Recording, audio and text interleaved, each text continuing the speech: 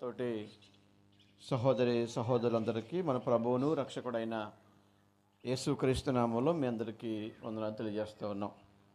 అలాగే నేను పనిచేస్తున్నటువంటి హనుమాన్ జంక్షన్ వీరమ్మగుంట స్థానిక బిడ్డల నుంచి మరొకసారి మీ అందరికీ వందనాలు తెలియజేస్తూ ఉన్నాం. ఈరోజు నాకంటే ముందు అద్భుతమైనటువంటి పాఠాన్ని, మన జీవితాలకు అవసరమైనటువంటి సందేశాన్ని, ఆలోచించవలసినటువంటి విషయాన్ని, బ్రతుకులు మార్చుకోవలసినటువంటి విషయాన్ని చాలా చక్కగా మనకి వివరించినటువంటి, బోధించినటువంటి సోదరులు మైకేల్ గారికి వందనాలు తెలియజేస్తూ ఉన్నాం. దాదాపుగా 12 ఏళ్ల పరిచయము మైకేల్ గారికి నాకు. ఎప్పుడూ కూడా ఒకే వేదిక మీద మేము కూర్చోలేదు, ఒకే వేదిక మీద ఎప్పుడూ మాట్లాడలేదు. ఇక్కడ బీజేఆర్ నగర్ పారంకి క్రీస్తు సంఘం ద్వారా ఒకే వేదిక మీద మేమిద్దరం మాట్లాడడం అనేటువంటిది నాకు చాలా సంతోషంగా ఉంది. నేను అత్యధికంగా ఎక్కువగా ప్రేమించేటువంటి సేవకుల్లో మైకేల్ గారు ఒకరు. ఎందుకనంటే ఒక 12 ఏళ్ల క్రితమే ఒక సేవకుడుగా ఆయన మనసుని ఎరుగుదును. 12 ఏళ్ల క్రితము డి రవి పరిస్థితి ఏంటంటే బిగ్ జీరో, ఏమీ లేదండి. సింగిల్గా నా ప్రయాణం చేస్తూ ఉన్నాను, ప్రోత్సహించేవారు కూడా లేరు ఆ టైంలో. అప్పుడు మైకేల్ గారు నాకు పరిచయం అయ్యారు. అలాగే రేపల్లె చుట్టుపక్కల ప్రాంతాల్లో బైబిల్ తరగతులకు వెళ్ళి వాక్యం నేర్చుకునేవారం. ఆ టైంలో నాకు దాదాపు 10 ఏళ్ల క్రితం మాట ఇది. నా కుటుంబ పోషణ కోసము నాకు 500 ఇచ్చి ఆనాడు సపోర్ట్ చేశారండి. అది ఇప్పటికీ నేను మర్చిపోలేను. ఆ రోజు ఆ సహాయం మాకు ఎంతగా ఉపయోగపడిందంటే మా కుటుంబానికి చాలా ఉపయోగపడింది. చాలా సందర్భాల్లో మేము ఈ 10 ఏళ్లుగా ఆయన్ని కలవలేకపోయినా, ఆయనతో మాట్లాడలేకపోయినా మా మనసులో ఆయన ఎప్పుడూ ఉంటారు. మా ప్రార్థనలో కూడా మైకేల్ గారు ఉంటారు. కనుక మైకేల్ గారికి ప్రత్యేక వందనాలు తెలియజేస్తూ ఉన్నాం. 10 ఏళ్ల క్రితం నేను ఎలా ఉన్నానో ఇప్పుడు నా తమ్ముడు అలాగే ఉన్నాడు. రవి అడి నువ్వు ఇక్కడ రానైనా. 10 ఏళ్ల క్రితం నాకు ఏ సపోర్టు లేకుండా అప్పుడు నేను సింగిల్గా ఉన్నాను. ఇప్పుడు రవికి మేమందరం ఉన్నాం. అప్పుడు నా పోరాటం సింగిల్గా ఉంది, అయినా వెనుదిరగలేదు. ఈరోజు రవిని ముందుకు నడిపించడానికి మేమందరం కూడా ఉన్నాం. కనుక నన్ను నేను చూసుకుంటూ ఉంటాను రవిలో. ఏదేమైనప్పటికీ ఈ ప్రాంతంలో సేవ చేయాలని తమ్ముడు ఎంతగానో ఆశపడుతున్నాడు. గడిచిన సంవత్సరం వరకు కూడా చాలా లైట్గా తీసుకున్నాడు. ఇక్కడ సేవ చేయాలా, మన దగ్గర అందరూ మనోళ్ళే, ఎవరు వింటారు నా మాట అనేటువంటి భావాలు ఉన్నాయి. కానీ ఈ న్యూ ఇయర్కి బలంగా తీర్మానం చేసుకున్నాడు, ఖచ్చితంగా ఇక్కడ సేవ చేయాలి, సత్యాన్ని ప్రకటించాలనేటువంటి తీర్మానం భార్యాభర్తలు చెల్లి అశ్విని కూడా ఇద్దరు భార్యాభర్తలు కలిసి తీసుకున్నారు. కనుక ఆ కారణంగానే ఈరోజు ఈ కార్యక్రమం ఇంత పెద్ద విజయంగా జరగడానికి ఆ బిడ్డ ఎంతో బాధ, ఎంతో శ్రమ అనిపిస్తున్నారు. ఎందుకంటే వారి యొక్క ఆర్థిక సమస్య స్తోమత మీ అందరికీ తెలుసు. అయినప్పటికీ సువార్తను ప్రకటించాలి, సందేశాన్ని అందించాలి అనేటువంటి చక్కటి ఆలోచనతో ఈ కార్యక్రమాలు ఏర్పాటు చేస్తున్నారు. అందుని బట్టి రవి గారికి, వారి భార్యకి ప్రత్యేక వందనాలు తెలియజేస్తూ ఉన్నాం. ఈరోజు నేను చెప్పేటువంటి పాఠం ఆ మొదటి ఫోటోలో ఉన్నాయని చెప్పాలి. ఎవరండి? ఆ మొదటి ఫోటోలో ఉన్నాయని చెప్పాలి. వాస్తవానికి ఆయన ఆరోగ్యం బాగాలేదు. మే నెల ఆ టైంలో మనకు అందుబాటులో ఉంటారు. అప్పుడు ఏదన్నా ఒకరోజు మీటింగ్ పెట్టుకుని స్పెషల్గా ఆయన ఇన్వైట్ చేసుకుందాం. ఆ ప్రసంగం నేను చేయాల్సి వచ్చిందనమాట. అంటే ఆయన అనుభవంతో లేదు నా వయసు, అలాగే నా స్టేజ్ మీద ఉన్న వాళ్ళు కూడా నాకంటే అనుభవం కలిగినటువంటి వాళ్ళు అనమాట. నేను వాళ్ళ ముందు చాలా చిన్న బేబీని అనమాట. ఏదేమైనప్పటికీ ఈ అంశం బోధించడం అనేటువంటిది సాహసమే అని చెప్పాలి. అందరికీ అన్ని అంశాలు బాగా నచ్చుతాయి, ఏమండి? అన్ని అంశాలు బాగా నచ్చుతాయి, కానీ నేను చెప్పే అంశం మాత్రం నచ్చదు ఎవరికి. అందుకనే నాకు చాలామంది విరోధులు అవుతారు. ఎందుకని ప్రతి సందర్భంలో చివరి ప్రసంగం నేనే చేస్తా కనుక స్థానిక సేవకులందరూ కూడా ఈ అంశం నాకే ఇస్తారు. ఈ అంశం అందరికీ నచ్చదు.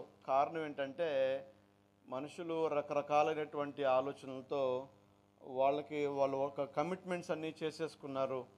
అందుకనే వాస్తవాలు చెప్తే ఎవరికి నచ్చట్లేదు. కనుక ఈ రాత్రికాల సంబంధం బిజేన్ నగర్ పోరంకి సంఘ సమక్షంలో ఈ రాత్రికాల సంబంధం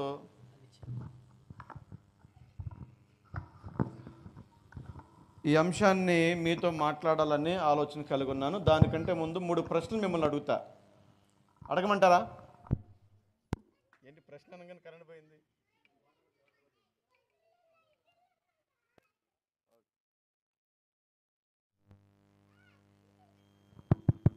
హలో హలో అడగమంటారా?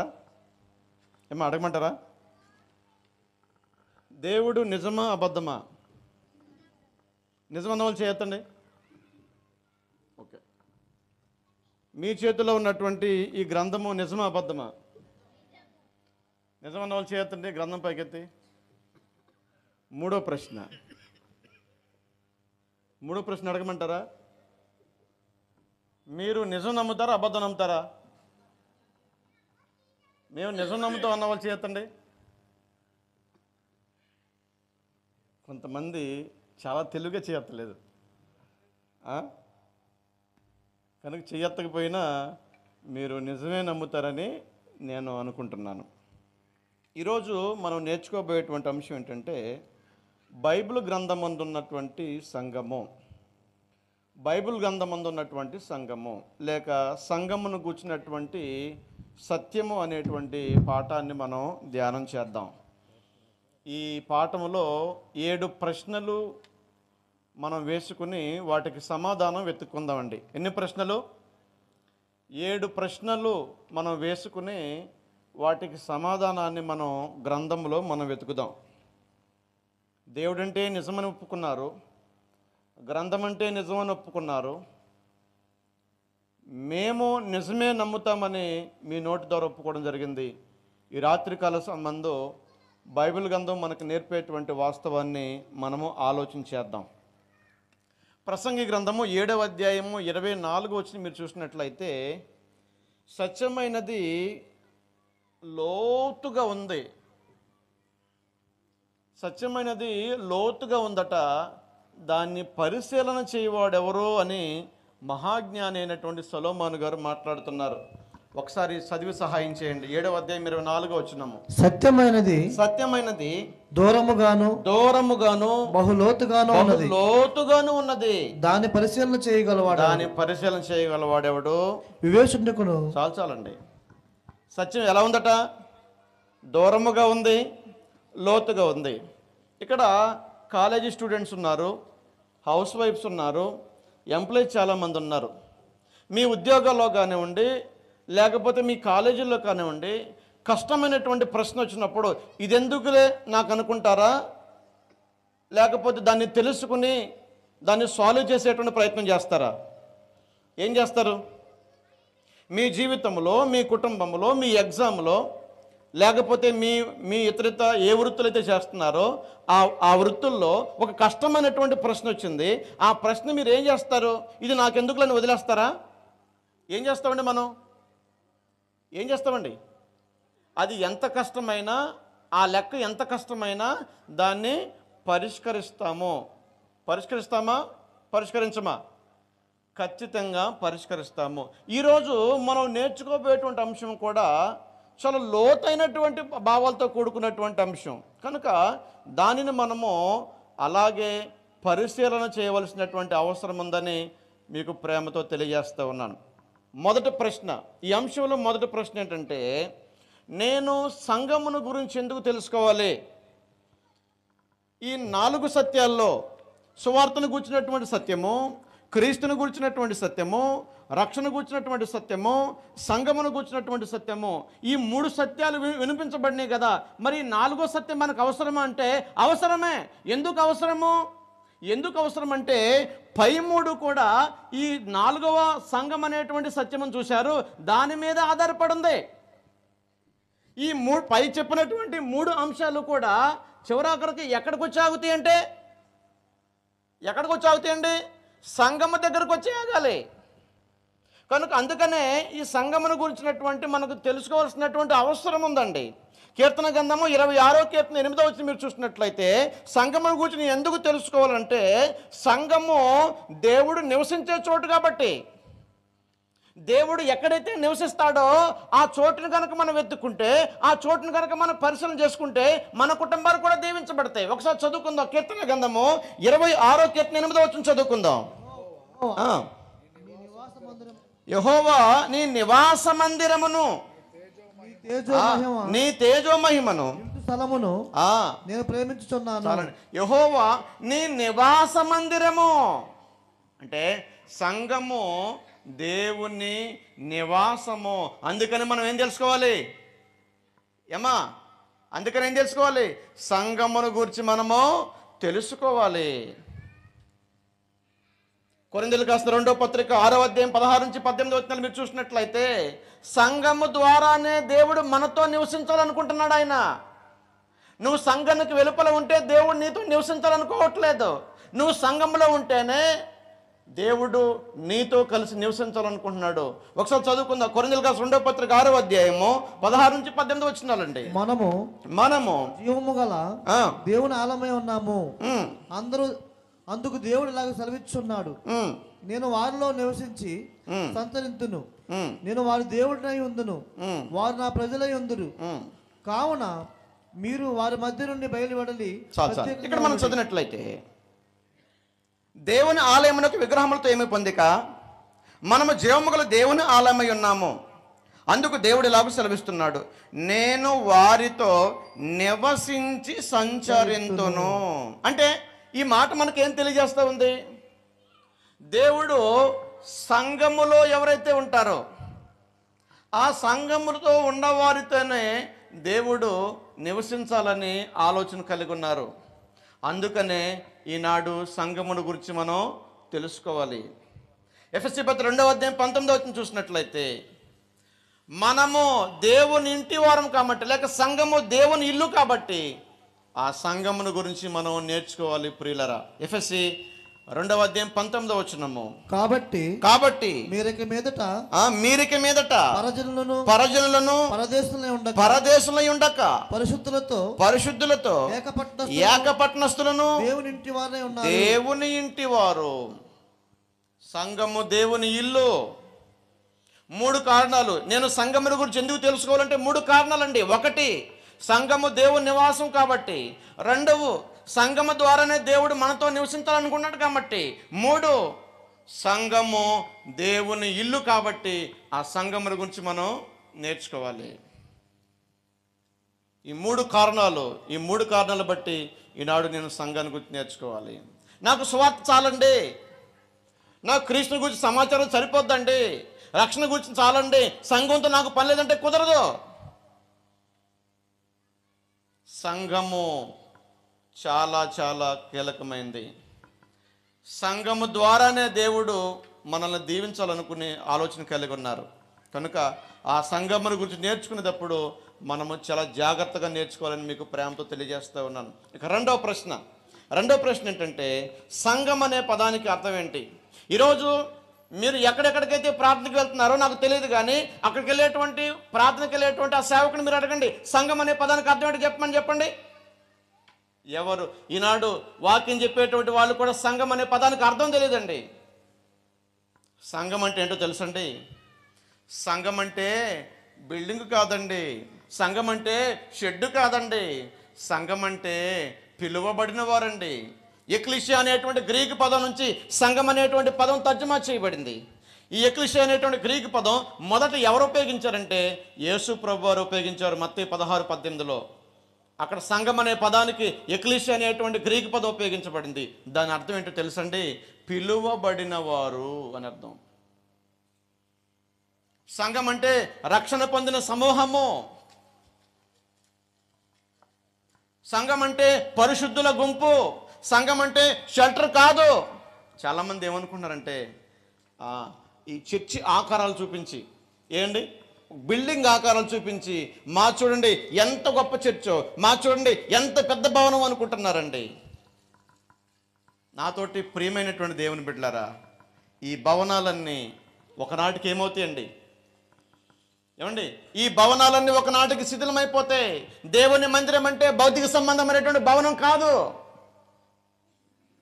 ఎందుకు కాదంటే మత్తయి సువార్త 24వ అధ్యాయం 1-2 వచనాలు చూసినట్లయితే మీరు అడిగే ప్రశ్నే శిష్యులు ఆయన అడిగారు.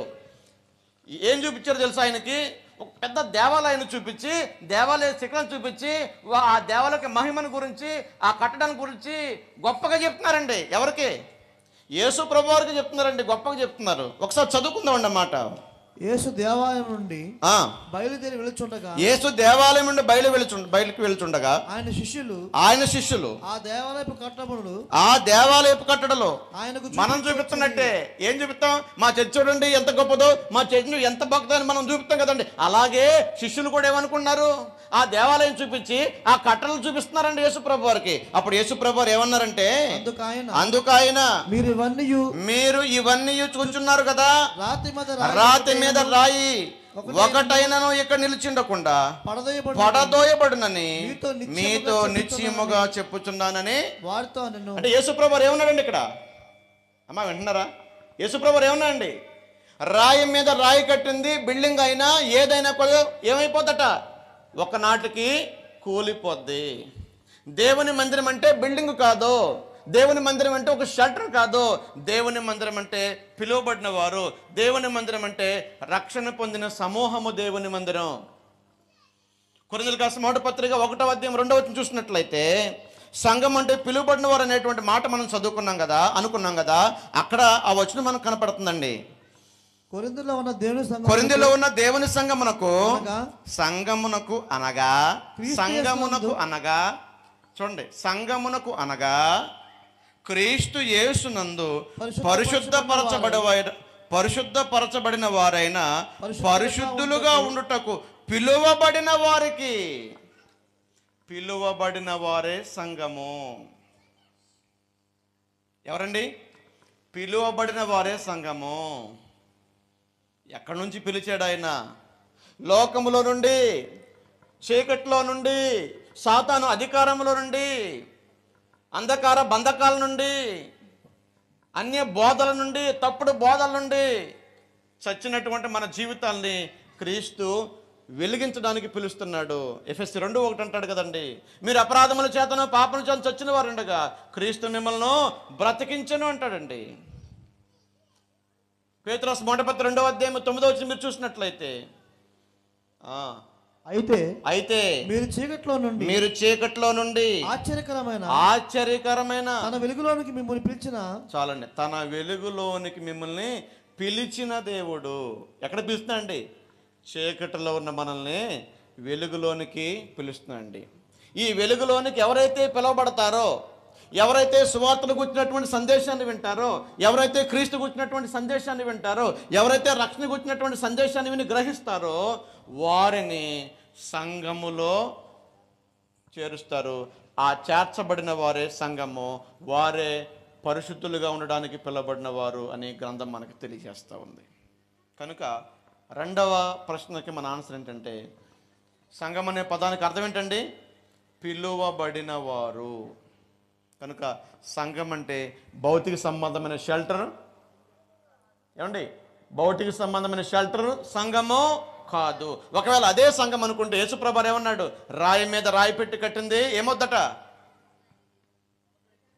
ఈ బిల్డింగ్కి కొన్ని సంవత్సరాల లిమిట్ ఉంది, అవునా కాదండి? తర్వాత ఏమవుద్దండి? ఇది నేను కట్టే మన బిల్డింగు, నా బిల్డింగ్ కూడా ఏముందండి? నేను కట్టిన బిల్డింగ్ కూడా ఏముందండి? ఇన్ని సంవత్సరాల లిమిట్ ఉంది. తర్వాత ఏమైపోతాయండి? తర్వాత కూలిపోవాల్సిందే.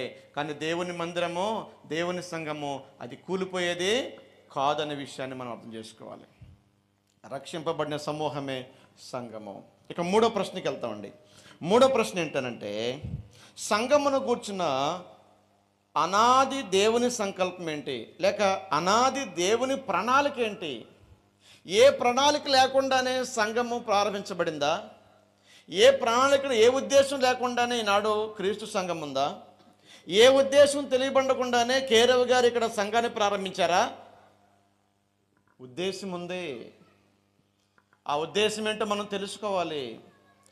దేవుని ఉద్దేశం ఏంటో మనం తెలుసుకోవాలి. తెలుసుకుంటేనే ఆ మహాదేవుని జ్ఞానాన్ని మనం పొందుకుంటామండి. కనుక మూడో ప్రశ్న ఏంటండి? సంఘమును గూర్చిన దేవుని అనాది ప్రణాళిక ఏంటో చూద్దామండి. దాంట్లో మొదటి పాయింట్ ఏంటంటే, సంఘము జగత్తి పునాది వేయబడక మునిపే దేవుని మనసులో ఉంది. ఎక్కడుందండి? సంఘము జగత్తి పునాది వేయబడక మునిపే ఎక్కడుంది? దేవుని మనసులో ఉంది. ఎఫెసీ పత్రిక 3వ అధ్యాయం 8 నుంచి 11 వచనాలు మీరు చదివినట్లయితే దేవుని మనసులో ఉన్నటువంటి ఆ మాటను దేవుడు గారు ఎలాగ చెప్తున్నారు చూడండి. దేవుడు మన ప్రభు అయిన క్రీస్తు యేసునందు చేసిన దేవుడు మన ప్రభు అయిన క్రీస్తు యేసునందు చేసిన నిత్య సంకల్పము చొప్పున. ఎవరినందు చేసండి? ఎవరినందు చేసిన? క్రీస్తు యేసునందు చేసిన నిత్య సంకల్పము చొప్పున పరలోకములో ప్రధానులకును అధికారులకును సంఘము ద్వారా తన యొక్క నానా విధమైన జ్ఞానము తెలియచేయబడాలని దేవుని ఉద్దేశం. సంఘము ద్వారానే దేవుని జ్ఞానాన్ని తెలియచేయడానికి దేవుని యొక్క ఉద్దేశం అయి ఉంది. అది ఎవరి ద్వారా అంటే, ఏమండి అక్కడ అంటారు చూడండి, దేవుడు మన ప్రభు అయిన క్రీస్తు యేసునందు చేసిన నిత్య సంకల్పము చొప్పున. అంటే క్రీస్తు స్థాపించబోయేటువంటి ఆ సంఘము జగత్తి పునాది వేయబడక మునిపే ఎవరి మనసులో ఉందండి? ఎవరి మనసులో ఉందండి? చెప్పాలండి. నిత్య సంకల్పం అంటే ఎప్పుడు? జగత్తి పునాది వేయబడక మునిపే ఉందండి ఆయన మనసులో. ఇక రెండవది ఏంటో తెలుసా? ఆయన మనసులో ఉన్నదాన్ని దేవుడు తన ప్రవక్తల చేత బయలుపరిచారు. దేవుని మనసులో ఏ సంఘాన్ని గురించి అయితే ఆయన జ్ఞానము అంతా ప్రచురపరచాలనుకున్నాడో ఆ జ్ఞానాన్ని ఏ సంఘము ద్వారా అయితే బయలుపరచాలనుకున్నాడో ఆ సంఘమును గురించి దేవుడు తన ప్రవక్తల చేత ప్రవచించాడండి. యెషయా గ్రంథము 2వ అధ్యాయం 2-3 వచనాలు మీరు చదివితే అక్కడ అంత్య దినములో క్రీస్తు స్థాపించేటువంటి సంఘమును గురించి దాదాపు 700 సంవత్సరాల క్రితమే యెషయా ద్వారా దేవుడు పలికించాడండి. 700 సంవత్సరాల క్రితమే. ఎన్ని సంవత్సరాలండి? దాదాపు 700 సంవత్సరాలండి.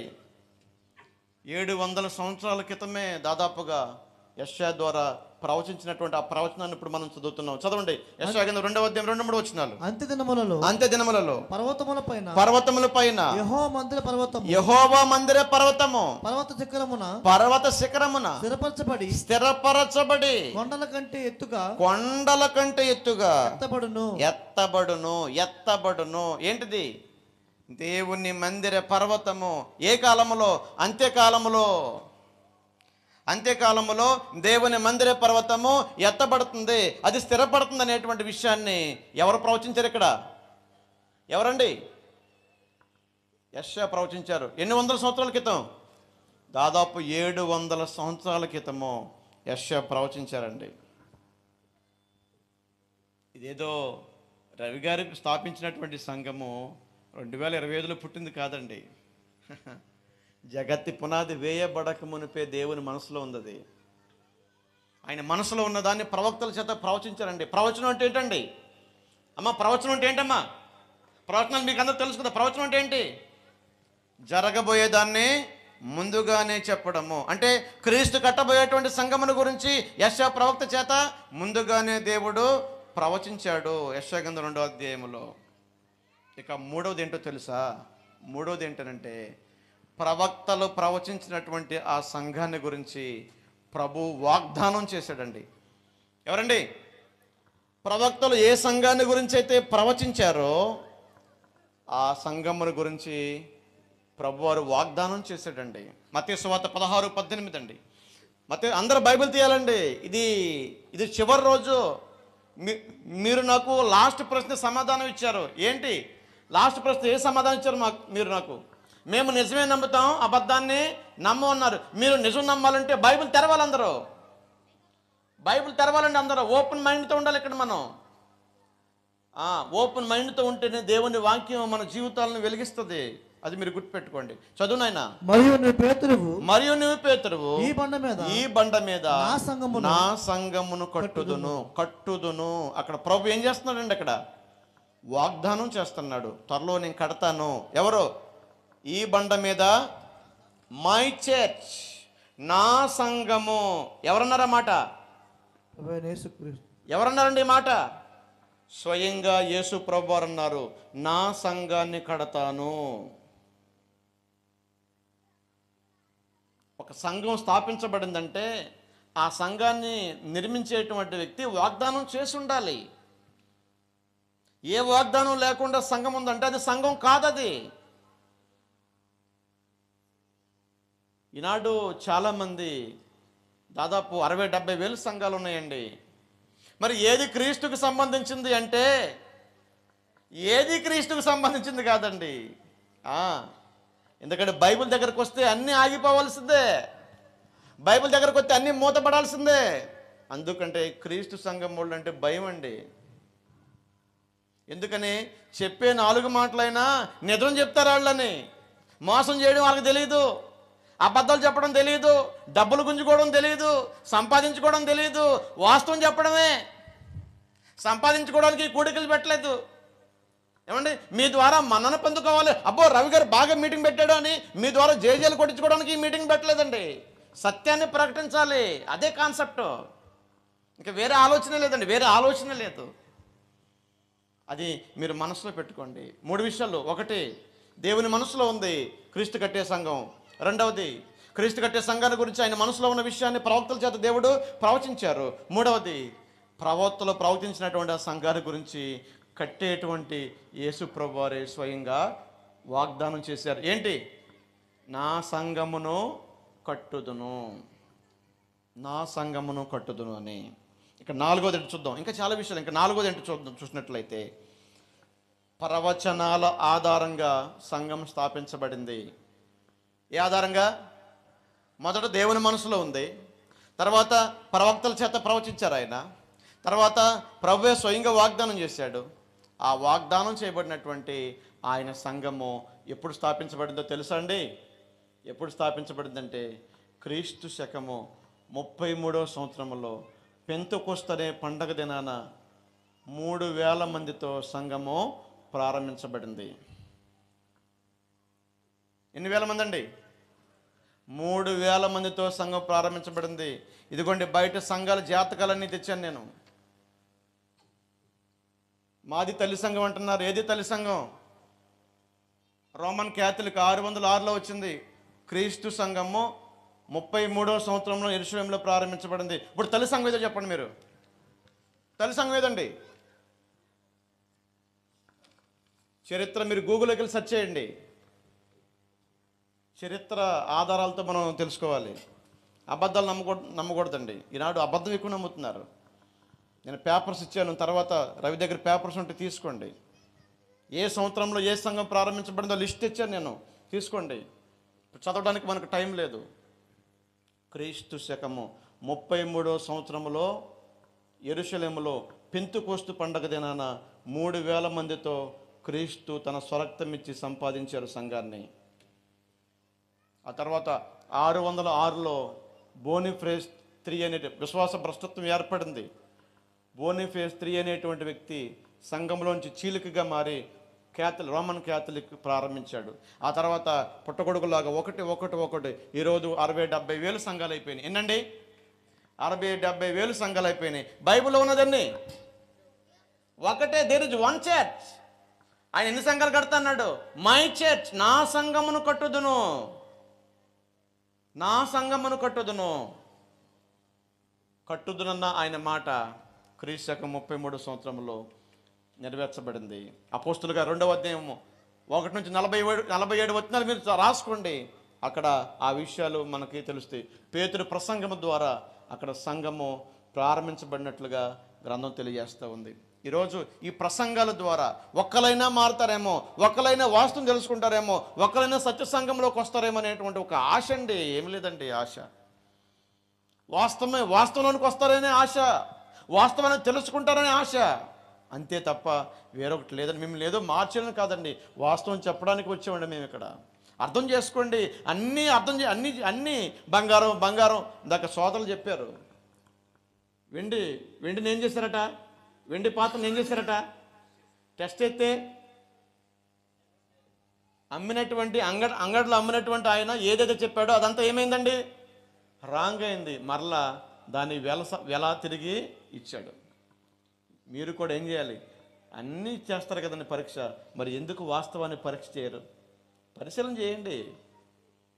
రేకుల షెడ్లో ఉన్నంత మాత్రాన సచిన్ తెలినోడేం కాదండి, ఆ బలంలో ఫ్లైట్లో దిగినోడు మాత్రం గొప్ప ప్రసంగికుడేం కాదండి అనుకుంటున్నారా మీరు? ఎలాంటి జ్ఞానం కలిగినటువంటి వ్యక్తి మీ మధ్యలో ఉన్నాడు తెలుసా?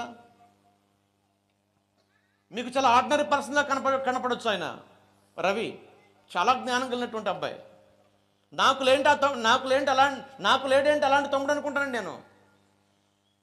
లాస్ట్ టైం వచ్చినప్పుడు కూడా చెప్పాను, నువ్వు జంక్షన్ వచ్చే నేను సంఘాన్ని ఇచ్చేస్తానని చెప్పాను, నేను వీరమ్మగుండ సంఘాన్ని ఇస్తానని చెప్పాను నేను. అలాంటి గొప్ప ఈనాడు యవనస్తుల్లో అలాంటి గొప్ప సేవకు సమర్పణ కలిగినటువంటి సేవకుడు మీ మధ్య ఉన్నాడు.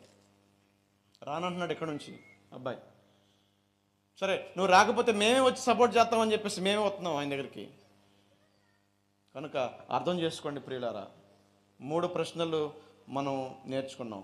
1, నేను ఎందుకు సంఘాన్ని తెలుసుకోవాలి. 2, సంఘం అనే పదానికి అర్థం ఏంటి. 3వది, సంఘమును గురించి దేవుని అనాది ప్రణాళిక ఏంటో మనం చూసామండి. ఇక 4వ ప్రశ్న ఏంటంటే, సంఘమునకు క్రీస్తుకు ఉన్న సంబంధం ఏంటి, సంఘానికి క్రీస్తుకు ఉన్నటువంటి సంబంధం ఏంటి. దాంట్లో మొదటి ప్రశ్న ఏంటంటే, సంఘమునకు క్రీస్తు స్థాపకుడు గనక మీరు ఎక్కడికైనా వెళ్ళండి, కానీ దాని స్థాపకుడు ఎవరై ఉండాలి? నాకు ఆన్సర్ ఇవ్వాలి అమ్మా. మీరు ఎక్కడికైనా వెళ్ళండి, నేను కాదన్నా, కానీ దాని స్థాపకుడు ఎవరై ఉండాలి? మా పోప్ అండి, మా ఆయన అండి, అదండి ఇదండి వద్దు. పనిచేయ ఎక్కడ ఇదిగోండి పనిచేయదండి ఇక్కడ. నువ్వు ఎక్కడికి వెళ్ళినా దాని స్థాపకుడు క్రీస్తు అయి ఉండాలి. ఈరోజు నేను పలానా చోట్లకి వెళ్ళి దాని స్థాపకుడు క్రీస్తు అంటే క్రీస్తు ఒప్పుకుంటాడా? ఒప్పుకోడు. ఎందుకని? ఆయన పేరు లేదు అక్కడ. పేరు లేని చోట నేను ఎందుకు అంటాడు ఆయన? కనుక మొదటి విషయం ఏంటంటే, స్థాపకుడు ఆయన కాబట్టి, పునాది వేసింది ఆయన కాబట్టి. మత్తయి సువార్త 16:18 మనం చదువుకున్నాం. యెషయా గ్రంథం 28వ అధ్యాయం 16వ వచనం చదువుకుందామండి. యెషయా గ్రంథం 28:16. యెషయా గ్రంథం 28వ అధ్యాయం 16వ వచనం. 28:16. ప్రభువు యెహోవా ఇలాగ సెలవిచ్చున్నాడు, సియోనులో పునాదిగా రాతిని వేసిన వాడు నేనే. ఎక్కడ? సియోను అంటే యెరూషలేమే. యెషయా ప్రవచనం 2వ అధ్యాయం ఏంటండి? అంత్యదినముల్లో ఎక్కడ మందిర పర్వతం ఎక్కడ ఎత్తబడదట? సియోనులో అన్నాడు. అంటే యెరూషలేములో. సియోనులో పునాదిగా రాతిని వేసిన వాడు నేనే. అది పరిశోధింపబడిన రాయి, అమూల్యమైన తలరాయి, బహు స్థిరమైన పునాది అయిన మూలరాయి ఉన్నది, విశ్వసించువాడు కలవరపడడు. ఏం చేయబడింది? పెంతెకొస్తు పండగ దినాన క్రీస్తు 33వ సంవత్సరంలో యెరూషలేములో అంటే సియోనులో పునాది వేయబడింది.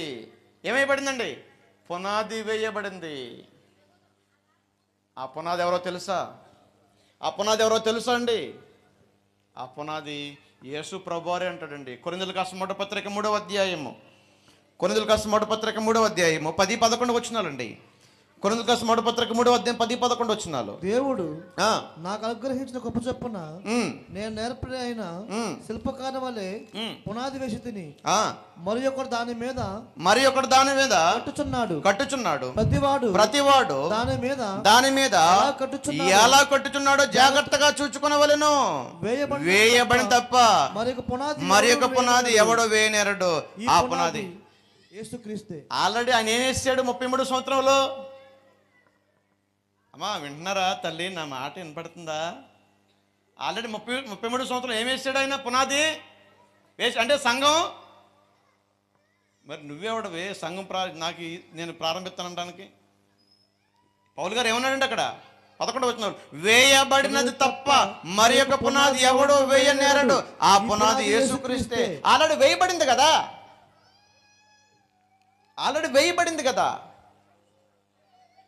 ఆ పునాది ఎవరు వేశారో దాని స్థాపకుడు ఏంటో తెలుసుకో చాలు. మరి యొక్క పునాది ఎవడు? అమ్మా బైబిల్ ఉన్నాయా మీ దగ్గర బైబిల్ ఉన్నాయా? మరి యొక్క పునాది ఎవడు అంటే వేసే అవకాశం లేదు, వేసిన దేవుడు క్షమించే అవకాశం లేదు. ఒక్కటే పునాది, ఒక్కడే స్థాపకుడు. ఆ పునాది యెరూషలేములో వేయబడింది. ఆ స్థాపకుడు ఎవరు?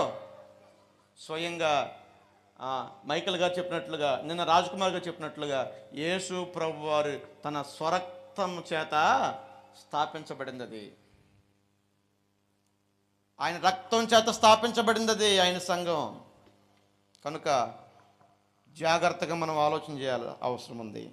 అపోస్తలుల కార్యములు 20వ అధ్యాయం 28వ వచనం మీరు చదివినట్లయితే, దేవుడు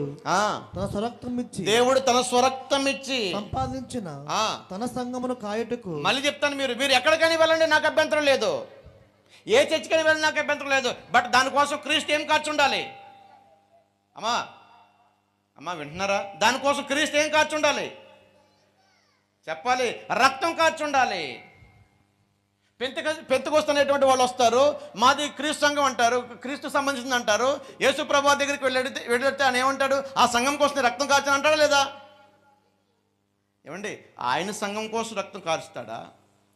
ఇంకా వేరే దానికోసం రక్తం కారుస్తాడా? ఆలోచించేయండి. అలాగే చెప్పాలంటే చాలా ఉన్నాయండి. అందుకే ఇందాక చెప్పాను నేను, ఏదైనా సరే ఇక్కడికి వస్తే ఏమవ్వాలి? ఇక్కడికి వస్తే ఏదైనా మూతపడాల్సిందే అండి, మూతపడాల్సిందేనండి. చదవండి అన్నమాట, 20:28 చదవండి. దేవుడు తన స్వరక్తం ఇచ్చి సంపాదించిన తన సంఘమును. ఎలా సంపాదించండి సంఘాన్ని? తన స్వరక్తం ఇచ్చి సంపాదించాడండి సంఘం. అందుకనే ఆ సంఘము ప్రాముఖ్యమైంది. అందుకనే ఆ సంఘమునకు దేవుడు పోషకుడు. ఎఫెసీ పత్రిక 5వ అధ్యాయం 23వ వచనం ప్రకారము ఆ సంఘానికి పోషకుడు ఆయనే. పోషకుడు ఉండేటువంటి సంఘానికి వెళ్ళండమ్మా, దీవించబడతారు. రక్తం కాచి ప్రాణం పెట్టి సంపాదించిన సంఘానికి వెళ్ళండమ్మా, దీవించబడతారు. పునాది వేసినటువంటి ఆయన దగ్గరికి వెళ్ళండమ్మా, దీవించబడతారు. పునాది ఆయన వేయకుండా, రక్తం ఆయన కార్చకుండా, పేరు ఒకటి ఉంటే చాలు అనుకుని ఎక్కడెక్కడికి వెళ్ళిపోతే మీ జీవితాలు ఎలా బాగుపడతాయి చెప్పండి? మీ జీవితాలు ఎలా బాగు చేస్తారు చెప్పండి? ఎవరు బాగు చేస్తారు చెప్పండి? ఈరోజు దాచుకునేవాళ్ళు, దోచుకునేవాళ్ళు తప్ప నిజం చెప్పేవాళ్ళు ఎవరున్నారండి ఈ రోజున? ఇదిగోండి, నిజం చెప్పేవాళ్ళు ఉంటే ఇది ఇలాగే చప్పగా ఉంటారన్నమాట. వాస్తవాన్ని తెలుసుకోండి అమ్మా. అంత్యకాలంలో మనం ఉన్నాం. ఎంతకాలం బతుకుతామో మనకు తెలియదు. ఏ రోజు ఏం జరుగుతుందో తెలియదు. నువ్వు బ్రతికే కొద్ది దినాలైనా దేవుని కోరిక ప్రకారం మీరు జీవించినట్లయితే దీవించబడతారు. మీ జనరేషన్ దీవించబడద్ది, మీ పిల్లలు దీవించబడతారు, వాళ్ళ పిల్లలు దీవించబడతారు. నీవే సరిగా అవగాహన లేకపోతే మరి జనరేషన్ అంతా నువ్వే పాడు చేస్తున్నావు. నువ్వు వాస్తవాన్ని తెలుసుకో, నీ పిల్లలకు నేర్పించు, వాళ్ళు దీవించబడతారు. కనుక సంఘం అనేటువంటి దైవికమైన వ్యవస్థది. ఆ వ్యవస్థను గురించి మనం తెలుసుకోవాలి. ఆ వ్యవస్థను గురించి తెలుసుకున్నట్లయితే ఖచ్చితంగా మనము ఈ భూమి మీద మనం దీవించబడతామండి. ఎఫెసీ 5:23 అంటాడు, సంఘమునకు క్రీస్తే రక్షకుడు. ఇంకా పోషకుడు అనేటువంటి పదం కూడా ఉపయోగించబడిందండి అక్కడ. రక్షకుడు, పోషకుడు. నిన్ను పోషించాలనుకున్నాడు ఆయన, నీతో సంచరించాలనుకున్నాడు ఆయన, నీతో కలిసి జీవించాలనుకున్నాడు ఆయన. నువ్వు మాత్రం నాకు ఆయన వద్దు అంటున్నావండి. ఏమంటున్నావండి? నాకు ఆయన వద్దు అంటే ఏమొద్దు? ఆయన స్థాపించిన సంఘంతో నాకు పని ఏంటి? నాకు విశ్వాసం ఉందా అంటున్నారండి. నీ విశ్వాసం ఎవరికి కావాలి? నీ విశ్వాసం వాక్యానుసారమైన విశ్వాసమేనా? నీ భక్తి వాక్యానుసారమైన విశ్వాసమేనా? నీ భక్తి వాక్యానుసారమైనటువంటి ఏదైనా? నీ రక్షణ వాక్యానుసారమైనదైనా? ఇదిగోండి, నీ రక్షణ వాక్యానుసారమైనది అయితే మైకేల్ గారు చెప్పినట్లుగా వాక్యానుసారంగానే నువ్వు రక్షణ పొందాల్సినటువంటి అవసరం ఉంది. వాక్యానుసారంగా నువ్వు రక్షణ పొందితే ఇదిగోండి క్రీస్తు స్థాపించినటువంటి సంఘంలోనికి నువ్వు వెళతావు. కనుక 4 ప్రశ్నల గురించి నేర్చుకున్నామండి. చాలా విషయాలు ఉన్నాయండి, ఇంకా చాలా విషయాలు మనకు టైం లేదు. 4 ప్రశ్నల గురించి నేర్చుకున్నాం. 1, నేను సంఘాన్ని గురించి ఎందుకు తెలుసుకోవాలి? 2వది, సంఘం అనే పదానికి అర్థం ఏంటి? 3వది, సంఘమును గురించి దేవుని అనాది ప్రణాళిక ఏంటి? 4వది, సంఘానికి క్రీస్తుకు ఉన్నటువంటి సంబంధం ఏంటి? ఇక 5వ ప్రశ్న ఏంటండి? దేవుని రాజ్యము సంఘము ఒకటేనా? ఇప్పటికీ అందరూ పరలోక ప్రార్థన చేస్తున్నారు. నేను బాగా పరలోక ప్రార్థన చేసేవాడిని. మాది బ్యాక్గ్రౌండ్ క్యాథలిక్ అండి. మేము చేతులన్నీ రెడ్డగా అయిపోయేలాగా తప్పట్లు కొట్టేవాడిని. నేను రెడ్డగా అయిపోయి ఏమని ప్రార్థన, పరలోక ప్రార్థన ఏం చేస్తారు? మత్తయి సువార్త 6వ అధ్యాయం 9-10 వచనాలు తెద్దాం ఒకసారి. మత్తయి సువార్త 6వ అధ్యాయం 9-10 వచనాలు. ఇప్పటికీ ఏమంటున్నారు తెలుసండి? ఆయన రాజ్యం రావాలనే ప్రార్థన చేస్తున్నారండి. అమ్మా, ఆయన రాజ్యము క్రీస్తు శకం 33వ సంవత్సరంలోనే వచ్చేసింది. ఇంకా రాజ్యం రాదు. చదువుకుందాం మాటలని. కాబట్టి మీరు అలాగూ ప్రార్థన చేయుడి. పరలోకమందున్న మా తండ్రి, నీ నామం పరిశుద్ధపరచబడును గాక, నీ రాజ్యం వచ్చును గాక, మీ చిత్తము పరలోకమందు నెరవేరినట్లు భూమి మీద నెరవేరును గాక. అక్కడ ఏముందండి? నీ రాజ్యము చెప్పాలి. నీ రాజ్యము వచ్చును గాక. ఇది ఎవరు చెప్పిన మాట? ఇది అమ్మా, ఎవరు చెప్పిన మాట? యేసు ప్రభువారు శిష్యులకి చెప్పాడు. ఏమని? ప్రార్థన ఎలాగూ చేయాలో చెప్పాడు శిష్యులకి. నీ రాజ్యం వచ్చును గాక అంటే అప్పటికి ఏం రాలేదు? అప్పటికి రాజ్యము రాలేదు కనుకనే నీ రాజ్యం వచ్చును గాక అని ప్రార్థన చేశారు. మరి రాజ్యము ఇంకా వస్తుందా, వచ్చిందా అని మనం పరిశీలన చేసినట్లయితే దాని గురించి మనం ఆలోచించేద్దామండి. దానియేలు గ్రంథము 2వ అధ్యాయానికి మీరు వెళితే, దానియేలు గ్రంథం 2వ అధ్యాయానికి వెళితే 31 నుంచి 35 వచనంలో ఒక మహారాజు అయినటువంటి నెబుకద్నెజరుకి కల వస్తుందండి. నెబుకద్నెజరుకి ఒక కల వచ్చిందండి. ఆ కలభావాన్ని ఎవరో చెప్పలేకపోతున్నారు. దానియేలుని పిలిపించి 2వ అధ్యాయం 36 నుంచి 44 వచనం చదివినట్లయితే దానియేలు గారు ఆ కలభావాన్ని చెప్తారనమాట.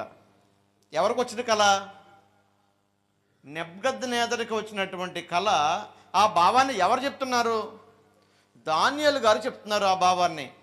ఆ భావాన్ని చెబుతూ 44వ వచనంలోనే ఆ భావం ఇముడుంది. ఒకసారి 2:44 చదువుదాం. ఆ రాజుల కాలములో పరలోకమందున దేవుడు ఒక రాజ్యము స్థాపించును, దానికెన్నటికి నాశనము కలగదు. ఏ రాజుల కాలములో? ఆ రాజుల కాలంలో అంటే ఏంటో తెలుసండి? రోమా రాజుల కాలములో ఏమవుద్దట? పరలోకమందున దేవుడు ఒక రాజ్యము స్థాపించును, దానికెన్నటికి నాశనము కలుగదు. ఏ రాజుల కాలంలో అంటే లూకాసు వార్త 3వ అధ్యాయము 1 నుంచి 3 వచనం చదివినట్లయితే ఎవరి కాలములో సంఘం ప్రారంభించబడద్దో అక్కడ లోకా గారు దాఖలాలు చేస్తున్నారు. చూద్దాం. మీ అందరూ బైబిల్ తీయాలమ్మా. బైబిల్ తీయట్లేదు ఎవరు? బైబిల్ తీయట్లేదా? వాస్తవం వచ్చే దగ్గర ఎందుకు బైబిల్ తీయట్లేదు? తీయండమ్మా, బైబిల్ తీయండి. తిబెరీ కైసరు ఏలుబడిలో 15వ సంవత్సరం మందు యోదయకు పొంతి పిలాతు అధిపతిగాను, గలిలయకు హేరోదు చతుర్థ అధిపతిగాను, ఇతురియా. పిలాతు అనేటువంటి ఆయన ఎక్కడ కనపడతాడు మనకి? ఏ సందర్భంలో కనపడతాడు మనకి?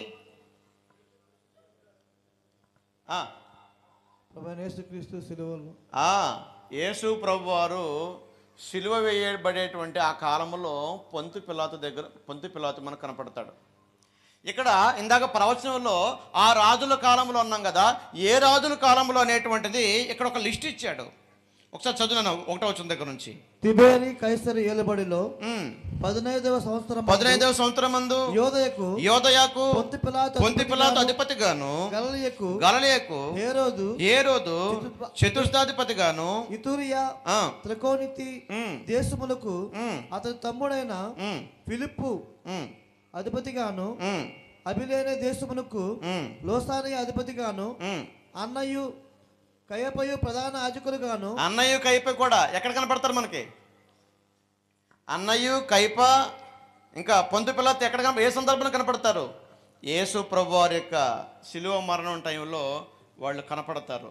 అంటే చూడండి, దానియేలు గారు ప్రవచించినటువంటి ఆ ప్రవచనము ఏ రాజుల కాలంలో జరుగుద్దో దాని గురించి లోకా గారు దాఖలాలు చేస్తున్నారు. మత్తయి సువార్త 27వ అధ్యాయము 1-2 వచనాలు మనం ఆలోచన చేసినట్లయితే, మత్తయి సువార్త 27వ అధ్యాయము 1-2 వచనాలు చదువుకుందాం. ఉదయం అయినప్పుడు ప్రధాన యాజకులను ఉదయమైనప్పుడు ప్రధాన యాజకులను ప్రజల పెద్దలందరూ యేసును చంపవలనని ఆయనకు విరోధముగా ఆలోచన చేసి ఆయనను బంధించి తీసుకొని పోయి అధిపతి అయిన పొంతు పిలాతుకు అప్పగించిరి. అమ్మా, దానియేలు గారు ప్రవచించినటువంటి ఆ ప్రవచనాన్ని లోకా గారు పేర్లతో సహా దాఖలాలు చేస్తే, ఇక్కడ 25వ అధ్యాయంలో అక్కడ దాఖలాలు చేసినటువంటి పేర్లు ఒక పేరు ఇక్కడ కనపడుతుంది. ఏం పేరు అది? ఏం పేరు? పొంతు పిలాతుకు అప్పగించను. అంటే పొంతు పిలాతు అధిపతిగా ఉన్న సమయంలో ఏం చేయబడుతుంది? ఆ కాలంలో ఏం చేయబడుతుందంటే రాజ్యము స్థాపించబడుతుందని గ్రంథం మనకి తెలియజేస్తూ ఉంది. దానియేలు గ్రంథం 7వ అధ్యాయం 13-14 వచనాలు చదువుకుందాం. దానియేలు గ్రంథం 7వ అధ్యాయం 13-14 వచనాలు ముగించుకుంటాం మనం. దానియేలు గ్రంథము 7వ అధ్యాయము 13-14 వచనాలు. రాత్రి కలిగిన దర్శనములను ఇది దానియేలు గారికి కలిగినటువంటి దర్శనం అండి. ఆ దర్శనాల గురించి మాట్లాడుతున్నా. నేను ఇంకా చూచుండగా ఆకాశ మేఘారుడైన మనిషి కుమారుని పోలిన ఒకడు వచ్చి ఆ మహావృద్ధుడు వాని సన్నిధిని ప్రవేశించి ఆయన సముఖమునకు తేబడను సకల జనులను రాష్ట్రములను ఆయా భాషలు మాట్లాడువారును ఆయన సేవించినట్లు ప్రభుత్వము మహిమయు ఆధిపత్యమును ఆయనకి ఇవ్వబడను. ఆయన ప్రభుత్వము శాశ్వతమైనది, దానికి అన్నిటికీ తొలగిపోదు. ఆయన రాజ్యము ఎప్పుడును లయము కాదు. అంటే మనిషి కుమారుని పోలినటువంటి ఒకడున్నాడు. ఒక ఆయనకి సకల జనులు రాష్ట్రములు ఆయా భాషలు మాట్లాడేవారు ఆయన సేవించినట్లు ఆయన ప్రభుత్వం స్థిరపరచబడుతుంది. ప్రభుత్వం అంటే ఏంటండి? ఆయన రాజ్యం స్థిరపరచబడుతుంది. దానికి అన్నటికీ నాశనము ఉండదు. ఆ రాజ్యము లేక ఆ సంఘము ఎప్పుడు స్థాపించబడిందంటే పెంతెకోస్తు పండగ దినాన, ఏమండి, క్రీస్తు యొక్క 33వ సంవత్సరంలో ప్రారంభించబడింది. మత్తయి సువార్త 16వ అధ్యాయం 18-19 వచనాలు చదువుకుందాం. మత్తయి సువార్త 16వ అధ్యాయం 18-19 వచనాలు చదువుకుందాం. 16వ అధ్యాయం 18-19 వచనాలు. మరియు నీవు పేతురువు, ఈ బండ మీద నా సంఘమును కట్టుదును, పాతాళలోక ద్వారం దాన్ని నిలువ నెరవని నేను మీతో నిశ్చయముగా చెప్తున్నాను. పరలోక రాజ్యం యొక్క తాళపు చెవులు నేను నీకు ఇచ్చేదను. ఏ చెవులు? పరలోక రాజ్యం యొక్క తాళపు చెవులు ఎవరికి ఇస్తా అన్నాడు? పేతురుకి ఇస్తా అన్నాడు. పెంతెకోస్తు పండుగను ఎవరు ప్రకటించారు? అక్కడ సువార్త పేతురు ప్రకటించారు. అంటే ఆ పేతురు ప్రసంగము ద్వారా పరలోకపు యొక్క తాళపు చెవులు ఏం చేయబడినాయి? తెరవబడినాయి. అంటే సంఘము ప్రారంభించబడింది. ఎప్పుడు? క్రీస్తు యొక్క 33వ సంవత్సరంలో. ఇంకా రాజ్యం రావాలా? ఇంకా ప్రార్థన చేస్తున్నారా మీరు? పరలోకమందున్న మా తండ్రి మీ రాజ్యం వచ్చిందో ఇంకా ప్రార్థన చేస్తున్నారా? ఆల్రెడీ రాజ్యం ఏమైంది? ఆల్రెడీ వచ్చింది. ఆ రాజ్యము ఇప్పుడు అమల్లో ఉంది. ఆ రాజ్యమే చెప్పాలి, ఆ రాజ్యమే సంఘము. ఇంకా మీకు క్లారిటీ రావాలంటే కొలసీ పత్రిక 1వ అధ్యాయము 1వ అధ్యాయం 13వ వచనం చదువుకుందామండి. ఆయన మనలను అంధకార సంబంధమైన అధికారములు విడుదల చేసి తాను ప్రేమించిన తన కుమారుని యొక్క రాజ్య నివాసులుగా చేయును ఉందా? అమ్మా ఏముంది అక్కడ? చేసెను అంటే ఎవరైతే ఇదిగోండి సువార్తను వింటారో, ఎవరైతే క్రీస్తుని గురించి సమాచారం వింటారో, ఎవరైతే రక్షణ గురించినటువంటి వాస్తవాలు తెలుసుకుంటారో, తెలుసుకుని సంఘంలో ప్రవేశిస్తారో వారు రాజ్యంలో ప్రవేశించినట్లు. సంఘము రాజ్యము వేరు కాదు. ఇక్కడ ఏమన్నా అండి, ఆయన మనలో అంధకార సంబంధమైన అధికారులు విడుదల చేసి తాను ప్రేమించిన తన కుమారుని యొక్క రాజ్య నివాసులుగా చేసెను.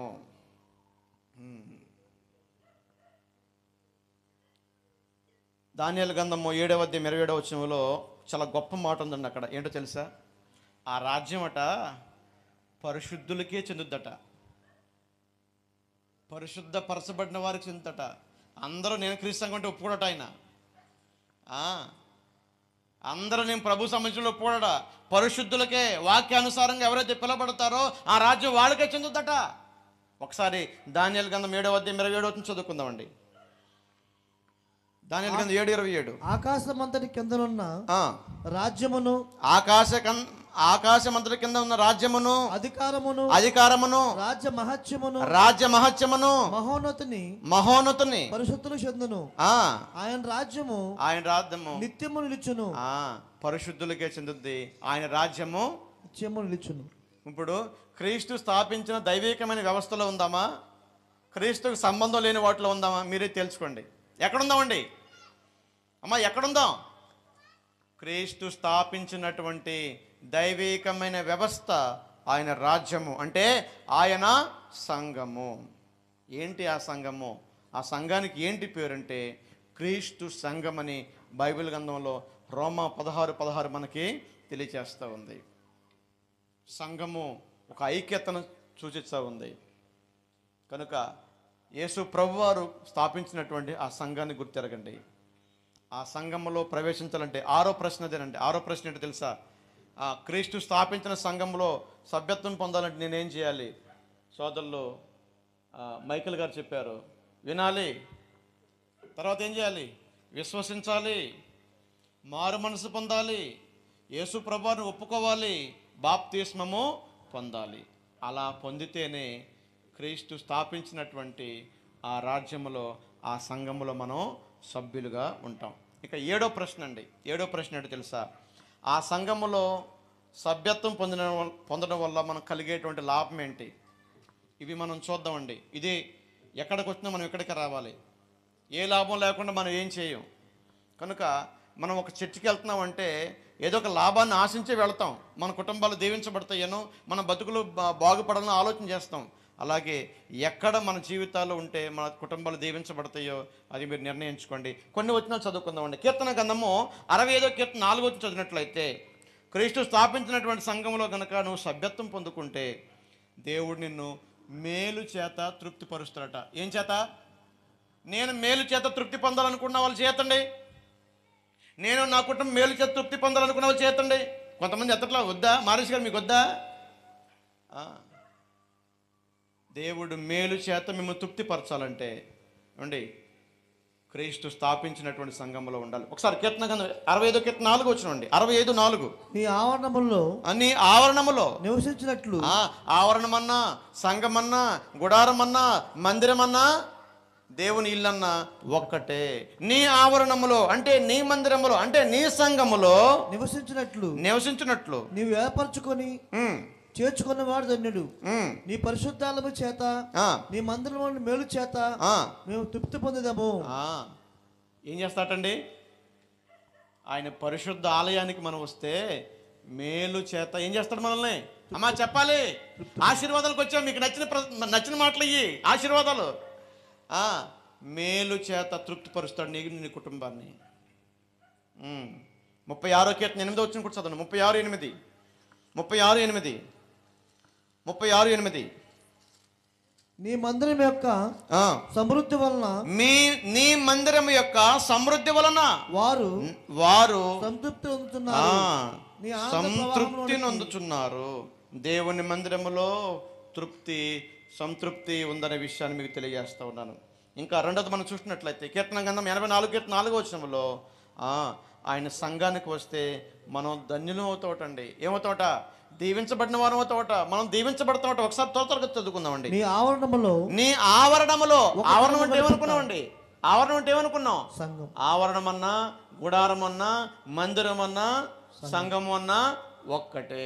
నీ ఆవరణములో ఒక్క దినము గడుపుట 1000 దినముల కంటే శ్రేష్టము. దేవుని మందిరములో ఏమా సత్యాన్ని నాకు నేనేమనుకుంటానంటే ఒక్కరోజైనా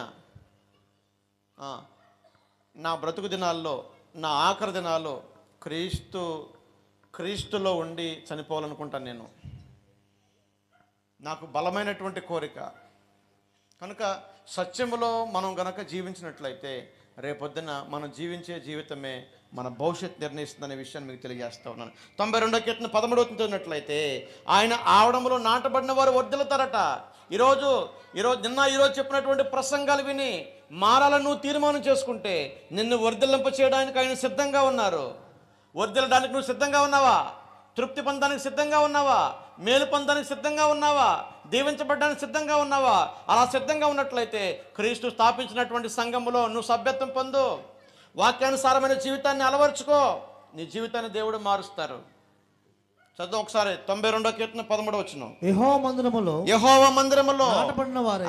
మందిరములు అంటే సంఘములో నాటబడిన వారై. నాటబడడం అంటే మైకేల్ గారు చెప్పినట్లుగా బాప్తిస్మము పొందడం. నాటబడిన వారై వారు మన దేవుని ఆవరణములో వర్ధిల్లుదురు. అమ్మా, మనం వర్ధిల్లే చోటేది చెప్పాలి. మనం వర్ధిల్లే చోటేది చెప్పాలి. మనం వర్ధిల్లే చోటేది దేవుని మందిరము. అంటే అన్నీనా ఒకటేనా చెప్పాలి. అన్నీనా ఒకటేనా? అన్ని ఆయన మందిరమా? ఒకటే ఆయన మందిరమా? చెప్పాలమ్మా. ఏం మాట నోరు పెగలట్లేదే ఇక్కడ. అన్ని ఆయన మందిరాలా? ఒకటేనా? ఒకటే. దేని ప్రకారం? వాక్యం ప్రకారము. ఆయన కూడా చెప్పాడు యేసుప్రభు వారు, మరియు నువ్వు పేతురు ఈ బండ మీద మై చర్చ్ ఒకే ఒక్క సంఘం. శాఖలుగా విడిపోయినండి, ముక్కలు విడిపోయినండి. రవి గారి పాటలు పాడితే డ్రమ్ములు ఉండవు, ఏముంటుంది ఊపు. మరి ఆయన ఏం ఉండదే చెప్తాడు. కలిపి చెప్పడం ఆయనకి అలవాటు లేదు. నేర్చుకున్నంత బోధిస్తాడు. ఎందుకే తపన? ఎన్ని డ్రైవింగ్ చేస్తాడు, ఎలక్ట్రీషియన్ చేస్తాడు, అన్ని వృత్తులు ఉన్నాయి. ఎందుకు? సేవ ఎందుకు? నేను నేర్చుకున్న సత్యాన్ని ప్రకటించాలనేటువంటి ఆలోచన, తపన పరుగులు తీపిస్తుంది అబ్బాయిని, పరుగులు తీపిస్తుంది. ఎందుకంటే దీవులన్నీ ఎక్కడ పెట్టాడు ఆయన? దేవుడు మనకు కావాల్సిన దీవులన్నీ ఎక్కడ పెట్టా తెలుసా? సంఘంలోనే ఉన్నాయండి. సంఘానికి వెలుపల ఏమి లేవండి. సంఘానికి వెలుపల ఏమి లేవు. ఎఫెసీ పత్రిక 1:3 వచనంలో ఆత్మ సంబంధం ప్రతి ఆశీర్వాదము క్రీస్తునందు ఉన్నాయి అంటాడు అక్కడ. మనం బ్రతకడానికి భౌతిక సంబంధమైన ఆశీర్వాదాలు, ఆత్మ సంబంధం ఆశీర్వాదాలు అన్నీ కూడా క్రీస్తులో ఉన్నాయి. క్రీస్తులో అంటే సంఘంలో ఉన్నాయని మీరు అర్థం చేసుకోండి ప్రియులారా. చివరగా కొంచెం చదువుకుని ముగించుకుంటామండి. చివరగా రాజుల మొదటి గ్రంథము 9వ అధ్యాయం 2వ వచనం. నీ విన్నపాలు దేవుడు వినాలంటే, దేవుని దృష్టి నీ మీద ఉండాలంటే నువ్వు ఆయన మందిరానికి నువ్వు రావాలి. అంటే క్రీస్తు స్థాపించినటువంటి సంఘానికి నువ్వు రావాల్సిందే. ఒకవేళ వేరే చోట్లకి వెళ్ళి నేను క్రీస్తు సంఘంలో ఉన్నాను, క్రీస్తుకు సంబంధించినది అనుకున్నావా? నువ్వు పొరపాటు పడుతున్నావు. బైబిల్ అంతా కూడా దేవుడు ఒకే ఒక్క సంఘాన్ని గురించి రాయించాడు. ఆ ఒక్క సంఘాన్ని గురించి తెలుసుకో. చదువుకుందాం. రాజుల మొదటి గ్రంథం 9వ అధ్యాయం 2వ వచనము. గిబియోనులో ప్రత్యక్షమైనట్లు రెండవ మారు యెహోవా సొలొమోనుకు ప్రత్యక్షమై అతనితో ఇలాగ సెలవిచ్చాను, నా సముఖమందు నీవు చేసిన ప్రార్థన విన్నపమును. ఎక్కడ సముఖము అంటే? సముఖము అంటే ఆయన మందిరము. నా సముఖములో నువ్వు చేసిన ప్రార్థన విన్నపములు నేను అంగీకరించానన్నాడు. అంటే దేవుని సముఖంలో నువ్వు వేటి కోసమైతే ప్రార్థన చేస్తావో చేసినటువంటి ప్రార్థన దేవుడు వింటాడు, జవాబిస్తాడని దాని అర్థం. అది మాత్రమే కాదు. ఇంకా కిందకు చదువునైనా, నా నామమును అక్కడ సదాకాలం ఉంచుతాను. నీవు కట్టించిన ఈ మందిరము పరిశుద్ధపరిచి ఉన్నాను. నా దృష్టి నా మనస్సు ఎల్లప్పుడూ అక్కడ ఉండును. అమ్మా, నేను కట్టుకున్న ఇల్లు మీద నా మనసు, నా దృష్టి ఉంటుందా? లేకపోతే వేరే వాళ్ళు కట్టుకున్న ఇల్లు మీద మనసు దృష్టి ఉంటుందా? చెప్పండి. ఇప్పుడు దేవుని దృష్టి ఎక్కడుంది? ఆయన కట్టినటువంటి సంఘం మీదే ఉంది. మరి ఆయన దృష్టి ఉన్న దగ్గర, ఆయన మనసు ఉన్న దగ్గర నువ్వు వస్తావా? లేకపోతే మనుషులు స్థాపించినటువంటి సంఘాల్లోకి నువ్వు వెళ్తావా? ఒక చిన్న కథ చెప్తాను. నిన్న రాజకుమారి కథ చెప్తే మీరు చాలా ఇంట్రెస్ట్గా ఉన్నారు. కథ కాదండి, వాస్తవమే. ఒక ఆయన కొత్తగా మా తమ్ముడిలాగా సేవ చేద్దామని భార్య భర్తలు తీర్మానం చేసుకుని సేవకి వెళ్దామని అనుకున్నారట. అనుకున్నప్పుడు భర్త భార్య డిస్కషన్ చేసుకుంటున్నారు. ఏం డిస్కషన్ చేసుకుంటున్నారంటే, సేవకి వెళ్దాం బాగానే ఉంది, అసలు మనం మన సంఘానికి ఏం పేరు పెడదామని తర్జుమా చేసుకుంటున్నారు. దేనికి అమ్మా, దేనికి? సంఘానికి ఏం పేరు పెడదామని తర్జుమా చేసుకుంటున్నారు. భర్త అన్నాడట, పలానా పేరు పెడదామని అన్నాడట. భార్య అందట, ఆ పేరు పలానా చోట ఉంది కదా అందంట. సరే భార్య సరే నువ్వు చెప్పు అన్నాడట. ఈవిడ ఒక పేరు చెప్పిందట. ఈయన అన్నాడట, ఆల్రెడీ ఆ పేరుకి సంబంధించినటువంటి చర్చి ఉందన్నట్టు. అలాగా తర్జుమా పడుతున్నారు. ఇక ఎవరు చెప్పినా కూడా వాళ్ళ పేర్లు ఏమున్నాయి, వాళ్ళ పేర్లు సంఘాలు ఉన్నాయి. అప్పుడు భార్య అందట, ఇళ్ళో పేరు వద్దు, నా పేరు పెట్టమందట. ఏ పేరు? దౌర్భాగ్యం ఏంటో తెలుసా? తన భార్య పేరు సంఘానికి పెట్టాడండి. ఇది వాస్తవం. దేవుడు ఉన్నాడు, పైన చూస్తున్నాడు. ఎంత దౌర్భాగ్యం ఉండేది. నీ భార్య పేరు పెడతావా సంఘానికి? దేవుడు ఒప్పుకుంటాడా? చాలామంది మేము క్యాథలిక్స్ అంటారు, మేము పెంతుకొస్త అంటారు, మేము సిఎస్ఐ అంటారు, మేము రక్షణ సైన్యం అంటారు. కానీ మేమే క్రీస్తు సంఘం అంటామండి. నిజంగా వాళ్ళని అభినందించాలి. ఎందుకంటే మేము క్రీస్తు సంఘం కాదని ఒప్పుకుంటున్నారండి వాళ్ళు డైరెక్ట్గా. అందుకనే వాళ్ళంటే నాకు చాలా ఇష్టం, నేను వాళ్ళని విమర్శించను. అందుకనే మాకు క్రీస్తుకు సంబంధం లేదంటున్నారండి వాళ్ళు ఇండైరెక్ట్గా. మేము మాత్రమే మాది క్రీస్తు సంఘం అంటున్నాం, వాళ్ళు మాత్రం మేము క్రీస్తు సంఘం కాదు, మేము పెంతకొస్తాం, ఐఎమ్ క్యాథలిక్స్, మాది తల్లి సంఘం. వాళ్ళు వాస్తవాన్ని ఒప్పుకున్నారండి, సత్యాన్ని ఒప్పుకున్నారు వాళ్ళు, తెలుసా? కనుక ప్రియమైనటువంటి దేవుని బిడ్డలారా, దయచేసి 2 చేతులు జోడించి మీకు తెలియజేస్తూ ఉన్నాను. వాస్తవాన్ని తెలుసుకోండి, సత్యాన్ని అర్థం చేసుకోండి. బైబిల్ గ్రంథంలో ఉన్నటువంటి సంఘాన్ని గుర్తించండి. ఆ సంఘములో మీరు స్థిరపరచబడండి.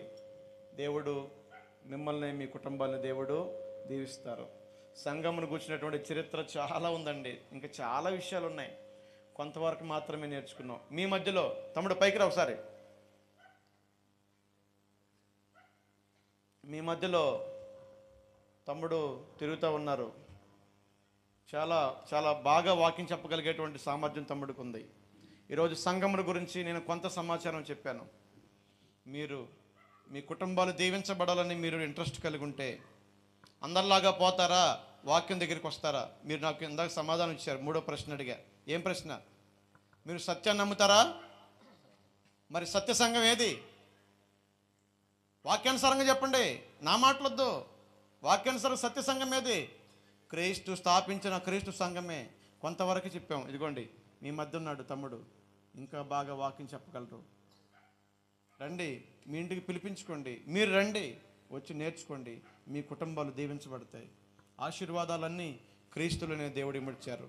కనుక ఈ 7 ప్రశ్నలకి మీకు సమాధానం దొరికింది అనుకుంటున్నాను. ఈ 7 ప్రశ్నల్లో గనక ఎవరైనా అర్థం కాకపోతే తమ్ముడిని అడగండి. మేము భోజనం చేసే వరకు ఇక్కడ ఉంటాను, నన్ను అడిగినా పర్లేదు, నేను మీకు సమాధానం అయితే ఇస్తాను. నాతోటి ప్రియమైన దేవుని బిడ్డారా, క్రీస్తు సంఘమే వాక్యానుసారమైనటువంటి సంఘం. ఆ సంఘమే జగత్తి పునాది వేయబడక మునుపు దేవుని మనసులో ఉంది. ఆ సంఘమే ప్రవక్తలు ప్రవచించారు. ఆ సంఘమే ప్రభు వాగ్దానం చేశాడు. ఆ సంఘమే పెంతెకొస్తు పండుగ దినం స్థాపించబడింది. ఆ సంఘం కోసమే ప్రభు రక్తము కార్చారు. ఆ సంఘానికి ప్రభు శిరసై ఉన్నాడు. ఎన్ని వాస్తవాలండి. కానీ మీరు వెళ్ళేటువంటి సంఘాల్లో ఒక్క ఆధారం కూడా చూపించలేరండి. ఓపెన్ ఛాలెంజ్ ఇది. ఓపెన్ ఛాలెంజ్, ఎవరైనా రావచ్చు డిబేట్కి. ఇది ఓపెన్ ఛాలెంజ్. ఎవరైనా నిజమని ప్రూవ్ చేస్తే మేము కూడా మారుతామండి. ఒక్క ఆధారం ఇంతవరకు ఒక్కరు కూడా ప్రూవ్ చేయలేకపోయారండి.